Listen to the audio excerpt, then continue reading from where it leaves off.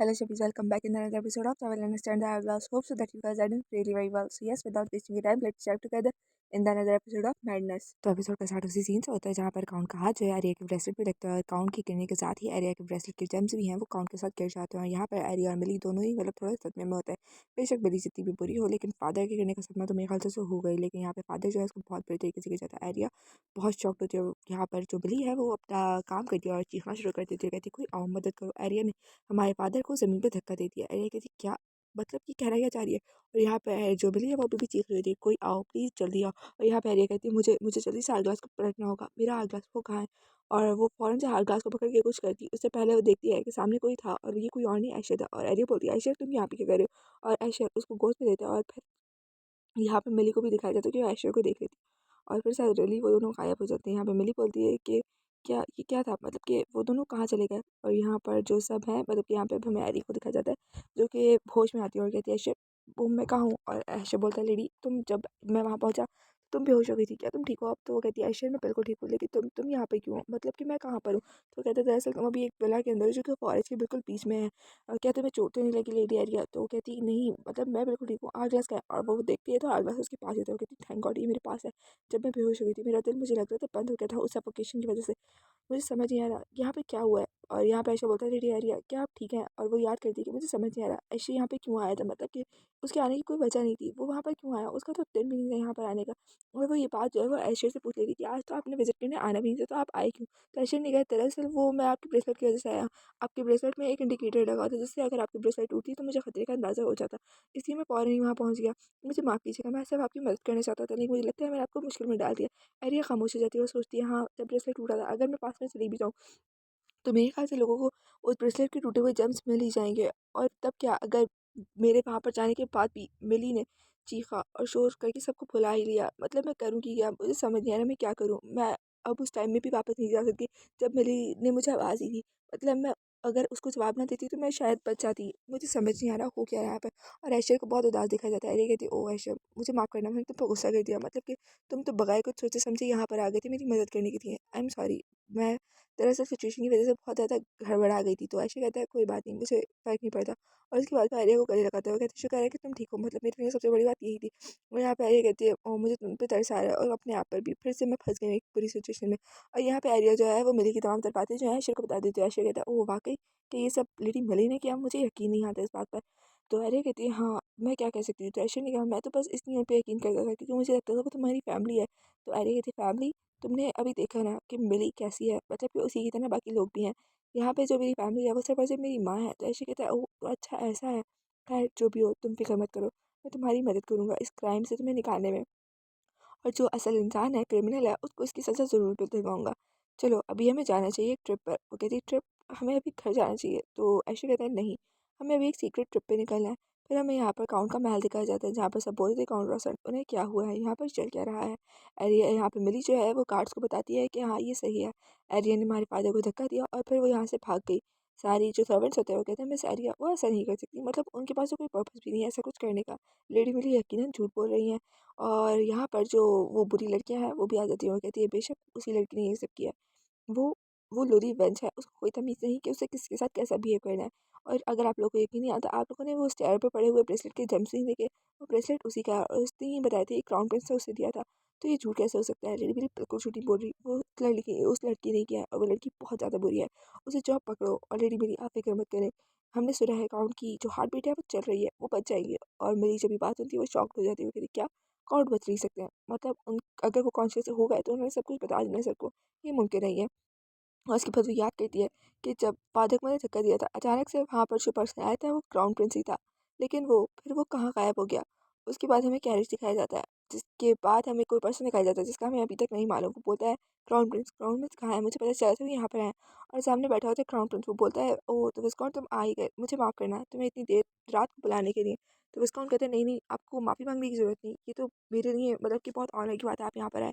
मुझे बताया मैं आपको कैसे सर्व कर सकता हूँ, क्या मुझे कोई गलती हुई, मतलब कि क्या कोई इशू है। तो क्राउन प्रिंस कहता है दरअसल मैं यहाँ पर आया हूँ अपनी लेडी के साथ, लेकिन ये वो जगह है जहाँ से ट्रैवलर्स जाते हैं बाहर वर्क के लिए, लेकिन मैं अपनी लेडी को पूरी रात यहाँ पर बिठा नहीं रख सकता। और जब वो विस्काउंट लेडी को देखता है और एरिया वाकई बहुत ब्यूटीफुल लग रही होती है, यहाँ पे एरिया बोलती है और अफ़सोस कि हम लोगों ने खाना भी अब तक नहीं खाया और हमारे जो सारे ज्वेल्स हैं वो घर ही रह गए। यहाँ पर जो डिस्काउंट होता है वो बोलते हैं ऑफ कोर्स योर हाइनेस हम आपको मतलब कि आप हमारे घर रुक सकते हैं।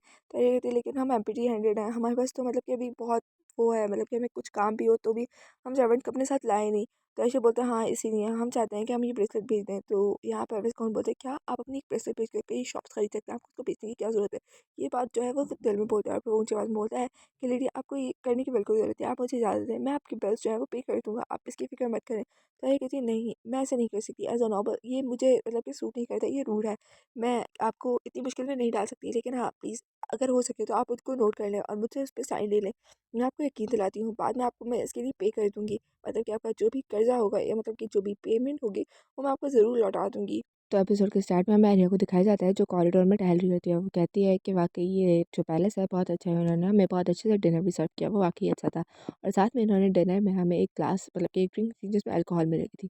वाकई उसको पूरा पीने के बाद मुझे थोड़ा सुकून महसूस हो रहा है।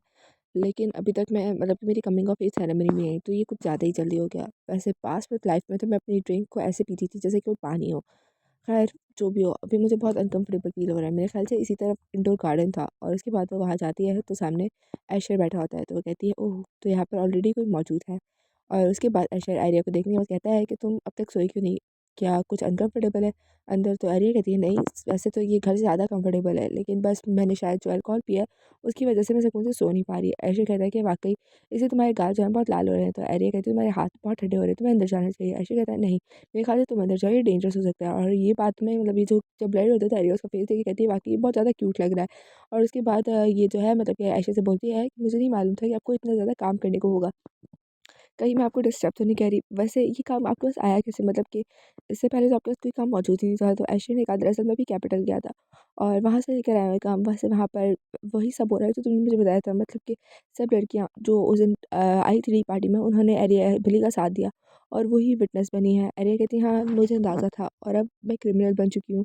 अगर मैं वहाँ पर मौजूद होती मुझे यकीन है मैं अभी जेल में होती। तो ऐशा कहता है हरगिज़ नहीं, मैं तुम्हें ऐसा हरगिज़ ऐसा मतलब जेल में नहीं जाने दूँगा। हम यकीनन कल जो है बॉर्डर जो है उसे क्रॉस कर लेंगे, तुम फ़िक्र मत करो। तो अरे कहती है हाँ ये सब आपकी वजह से तो है, मतलब कि मैं आपकी वजह से शायद बच जाऊँगी। और फिर वो कहती है 1 मिनट आपने क्या कहा? आप अभी कैपिटल शो कराएँ क्या वाक़ई? आप ऐसा कैसे कर सकते हैं आयशा? आप बार-बार अपनी पावर्स का यूज़ कैसे कर रहे हैं? मतलब कि आपको प्रॉब्लम हो सकती है इससे। आपने फिर से अपनी पावर को यूज़ किया ना। तो आयशा कहता है नहीं ऐसा भी नहीं है, मतलब कि वो ज़्यादा डिस्टेंस नहीं था तो मुझे इतना प्रॉब्लम नहीं हुई टेलीपोर्टेशन में। वैसे तुम इतना टेंशन मत लो, मैं बिल्कुल ठीक हूँ। और यहाँ पर हमें पीछे एक क्यूपिड दिखाया जा रहा होता है। यहाँ पर एरिया बोलती है कि शुक्र है आप अभी भी ठीक है, मतलब कि अपनी पावर्स को इतना यूज़ मत करें। और यहाँ पर जो ऐशर है वो वही बात को रिपीट करता है कि यार यार तुम कुछ ज़्यादा ही घबरा रही हो, मैंने तुम्हें पहले भी कहा था मैं बहुत ज़्यादा स्ट्रॉन्ग हूँ, तुम्हें मेरे लिए इतना डरने की ज़रूरत बिल्कुल नहीं है। लेकिन तुम फ़िक्र करी हो इससे मुझे अच्छा लगा, तुम्हारा शुक्रिया। और उसके बाद एरिया कहती है कि शायद जो ऐशर है उनको उनके मैजिक की कॉस्ट जो है इतनी ज़्यादा नहीं भरनी पड़ती जितनी मुझे पे करनी पड़ती है। मतलब मैं तो बहुत ज़्यादा थक जाती हूँ, शायद ऐशर के साथ ऐसा नहीं है, शायद हमारी जो कॉस्ट है वो डिफरेंट है अपने मैजिक को यूज़ करने की। उसके बाद एरिया जो है वो ऐशर को कहती है कि प्लीज़ दोबारा अपने आप को फ़ोर्स मत कीजिएगा अपनी पावर्स को यूज़ करने के लिए। मैं नहीं चाहती आप बीमार हो जाएँ या सफ़र करें मेरी वजह से। तो ऐशर कहता है ऑफ़ कोर्स तुम फ़िक्र मत करो, मैं तुम्हें परेशानी में मुब्तला नहीं होने दूँगा। फिर आगे हमें ऐशर को बोलता है कि एरिया तुम्हें अंदर जाना चाहिए, मुझे लगता है काफ़ी वक्त हो गया है, मुझे भी काम करना है, तुम अंदर जाओ और आराम करो। तो एरिया कहती है ठीक है मैं कुछ देर में चली जाऊँगी। और फिर वो ऐशर के कंधे पे सर रख लेती है और कहती है कि मुझे यहाँ पे ज़्यादा अच्छा लग रहा है, मुझे तब तक यहाँ रहने दो जब तक कि मैं सो नहीं जाती। और उसके बाद वो कुछ देर में सो भी जाती है। ऐशर उसे देख के मुस्कुरा रहा होता है, कहता है देखो ये किस तरह बच्चों की वाली हरकतें कर रही है।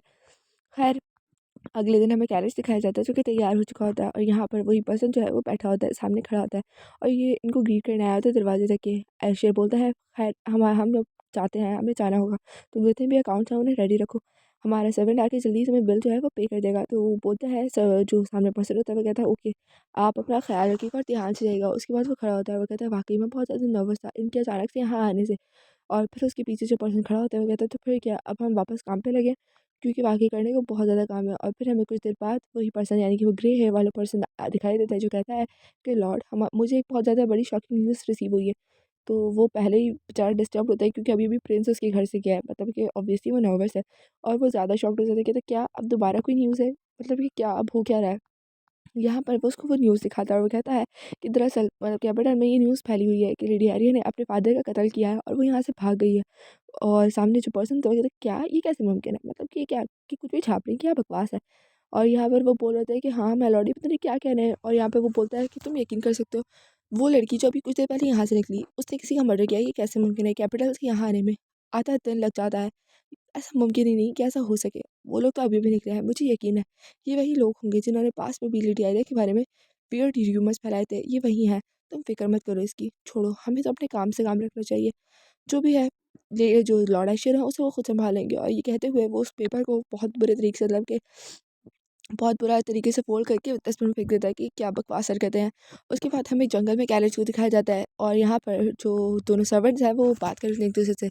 यहाँ पे हमें पता चलता है कि जो ब्राउन हेयर वाला पर्सन है वो और कोई नहीं लेन ही है, और उसने विग लगाई हुई है अपने सर के ऊपर। और यहाँ पर दूसरा पर्सन जो है वो बोलता है कि लॉर्ड लेन आपको नींद आ रही है ना? तो लेन कहता है बिल्कुल नहीं, मुझे बिल्कुल नींद नहीं आ रही, और वैसे भी मैं तब तक तो बिल्कुल नहीं सोऊँगा जब तक कि लॉर्ड ऐशी यहाँ से चले नहीं जाते। उसके बाद हमें गैरेज के अंदर दिखाया जाता है ऐशी और आर्या को। आर्या बोलती है कि तुमने मुझे सरप्राइज़ कर दिया लेन को यहाँ पर लाकर, मतलब कि लेन वो कब आया यहाँ पर? तो ऐशा बोलता है दरअसल मैंने विस्काउंट को पहले कह दिया था कि लेन को यहाँ पे बुला लो कैरेज के साथ। मैं नहीं चाहता था कि वो अकेला वहाँ पे रहे, आफ्टर ऑल उसे मुझे काम भी तो देना था ना। और वो कहता है वैसे भी मैं कैरेज को टेलीपोर्ट करके ऐसे नहीं लेके जा सकता, मतलब कि मुश्किल है। और यहाँ पर लेन को दिखाया जाता है जो बहुत ज़्यादा थका हुआ दिख रहा होता है, मतलब आप उसका फेस देख सकते हो। और वो कहता है कि मुझे बहुत नींद आ रही है, मुझे सोना है। और वो जो साइड पे उसके पर्सन बैठा होता है उसे एक एशियन ने इसीलिए बिठाया होता है कि वो लेन को सोने ना दे और उसे जगा के रखे। यहाँ पे एरिया जो होती है वो बोलती है वो बेशक बहुत ज़्यादा थका होगा। यहाँ पे एरिया जो होती है वो बोलती है कि नहीं वो बहुत ज़्यादा थक गया होगा, मतलब पूरी रात कैरिज पे नजर रखना, ये थकावट पर है। और उसके बाद वो बोलती है वैसे आपने अच्छा ही किया अपनी पावर का इस्तेमाल ना करके दोबारा। तो अक्षय कहता है हाँ अब हम अपनी पावर का इस्तेमाल नहीं करेंगे, हम कैरेज से ही जाएंगे, चलो अब मेरी बात सुनो। और उसके बाद वो उसको अपनी तरफ मुतवज्जा कराता है और फिर वो अपनी पावर्स को दोबारा इस्तेमाल करता है और टेलीपोर्ट होकर वो उस जगह पर आ जाता है जहाँ पर उन्हें आना होता है। और फिर आर्या बोलती है क्या आपने फिर से अपनी पावर्स यूज़ किया? आपने तो कहा था कि आप अपनी पावर्स अब यूज़ नहीं करेंगे, क्या आप झूठ बोल रहे थे? मतलब कि देखो आपने फिर से अपनी पावर यूज़ की, डेंजरस हो सकता है, सब मत करो बार बार।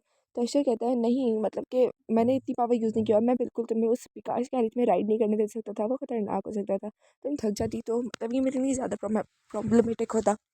बट मैं नहीं चाहता कि लेडी आर्या जो है वो बेकार से कैरेज में सफ़र करने की वजह से बीमार हो जाए।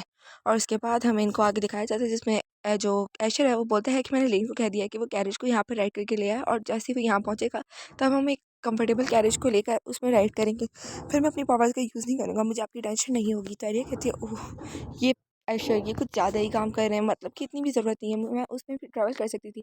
और यहाँ पे ऐशर कहता है कि अगर तुम बुरा ना मानो क्या तुम मेरे साथ चलोगी? मैं चाहता हूँ कि हम लोग आराम से स्ट्रीट्स में घूमें और आराम से अपना जो मोमेंट है उन्हें एंजॉय करें बगैर किसी टेक्टिक पर्सन के जो हम पे नज़र रख रहा हो। यहाँ पे ऐशर जो है वो कहता है कि मैं हमेशा से तुम्हारे साथ घूमना चाहता था, लेकिन हमेशा सिटी में जो लोगों की आंखें हैं वो मुझ पे ही होती थी, इसलिए मैं एंजॉय नहीं कर पाता। तो क्या प्लीज़ तुम अब मेरे साथ चलोगी? तो ये कहती है ऑफ कोर्स मैं भी चलूँगी, मैं यहाँ पे खड़ा थोड़ी रहना चाहती। और उसके बाद हमें उनको दिखाया जाता है मार्केट में, मतलब कि मार्केट दिखाई जाती है जहाँ पे बहुत रश होता है। और यहाँ पर एरिया और ऐशू दोनों आए होते हैं और इन दोनों ने क्लॉक्स खरीदे होते हैं। यहाँ पे एरिया बोलती है कि आप वाकई बहुत ज़्यादा कॉन्शियस हैं, मतलब लोग मुझे देख भी रहे हैं तब भी आपको अजीब महसूस हो रहा है, आपने इसीलिए क्लॉक्स खरीदे ना? तो ऐशा कहता है बिल्कुल भी नहीं, दरअसल वो कपड़े वो मतलब कि बहुत जल्दबाजी में हमने लिए ना तो तुम पे इतना अच्छे नहीं लग रहे थे। और फिर वो उसके पास में दिखाया जाता है जहाँ पे एरिया बहुत ज़्यादा अच्छी लग रही थी, और वो ऐशे से पूछती है कि मैं कैसी लग रही हूँ? तो ऐशा कहता है हाँ ये सही है लेकिन तुम क्लॉक पहन लो। और फिर वो कहता है कि दरअसल हमने कोई आउटफिट प्लान नहीं किया हुआ था ना, इसलिए वो तुम्हारे वक़्त मतलब कि इस वक़्त दिन भी बहुत डैज़लिंग है तो ये अच्छा नहीं था। मतलब फ़िलहाल तो ऐशे से बहाने बना रहा है, आर्या को वो बात बिल्कुल समझ आ रही है। तो वो कहती है कि तुम मुझे एम्बैरेस कर रहे हो ऐशे, मतलब इतने क्यूट-क्यूट बहाने बनाना बंद करो। और फिर वो कहती है लौड़ा ऐशे यहाँ देखें, यहाँ पर जो है एक मैजिक फेस्टिवल चल रहा है, चलिए ना एन्जॉय करते हैं। और उसके बाद वो ऐशे को लेके चली जाती है और ऐशे भी बेचारा कुछ कह नहीं पा रहा होता।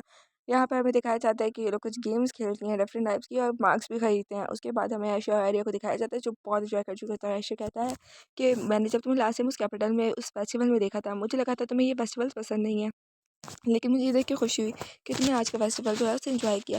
अरे कहती है दरअसल मुझे ये अच्छे लगते हैं, लेकिन उस वक्त मैं ऑलरेडी बहुत टेंशन में थी, मैं बदला लेने का सोच रही थी और उस वक्त एक अनोइंग पर्सन यानी कि ऐशर आप ही मुझे पाए में आके तंग कर रहे थे, तो ऑब्वियसली मैं थोड़ा सा प्रॉब्लम में थी। और इसके बाद वो बोल देती है कि वैसे भी ये थोड़ा सा अनकंफर्टेबल था उस वक्त, लेकिन हाँ आज मुझे बहुत इंजॉय मज़ा किया, बहुत अच्छा लगा मुझे। तो ऐसे कहता है कि वाकई में अच्छा लगा मुझे, याद है मतलब। फिर यहाँ पर एरिया जो वो आशीष कहते हैं क्या तुमने आज तक हाउस रोशन में इतना एंजॉय नहीं किया? तो एरिया कहती है नहीं मैंने आज तक हाउस रोशन में भी इतना एंजॉय नहीं किया जितना मैंने आपके साथ आज एंजॉय किया। तो ऐसे कहता है तो फिर तुम्हारी पास लाइफ का क्या मतलब कि हाउस हॉस्टल में आने से पहले तो अरे कहती है उस वक्त मेरे पास इतने पैसे नहीं थे कि मैं बाहर जाती, और बगैर पैसों के बाहर जाना तुम्हें पता है कितना खतरनाक हो सकता है। फिर हमें किसी के हाथ दिखाए जाते हैं जो कि गंदे होते हैं, और यहाँ पर एरिया का बचपन दिखाया जाता है जो बोल रही होती है कि वाकई तुम्हें इस बात पे यकीन है, तो सामने खड़ा हुआ पर्सन बोलता है हाँ वाकई तुम चाहो तो मेरे साथ खाना खा सकती हो, क्योंकि मुझे अकेले खाने में बिल्कुल भी खाने का टेस्ट पता नहीं चलता, बिल्कुल मज़े का नहीं लगता। ये अकेले खाने से तो अच्छा है कि तुम मेरे साथ खाना खा लो। यहाँ पर ये पर्सन जो था ये कोई और नहीं ऐशर था। मतलब कि ये दोनों बचपन में एक साथ मिले हुए हैं, और ऐशर को एरिया का नाम भी पता है यहाँ पर, मतलब कि वो बोलता है कि हाँ एरिया चलो हम मिलके कुछ खाते हैं। सो यस चीज़ अच्छा ना पड़ रहे होप सो कि आपको वीडियो पसंद आई हो। अगर पसंद आई तो प्लीज़ वीडियो को लाइक कर देना, जाना चैनल प्यार ऐसे कमेंट छोड़ के जाना, चैनल बना तो चैनल को सब्सक्राइब कर देना। साथ ही साथ आपकी कॉन्टैक्ट लिस्ट में अगर ऐसा पर्सन है जिसको ऐसी वीडियोस देखना पसंद है उसके साथ मेरी वीडियोस को जरूर शेयर करना। तो मिलता है आपसे कल, till then take care, bye bye, अल्लाह हाफ़िज़।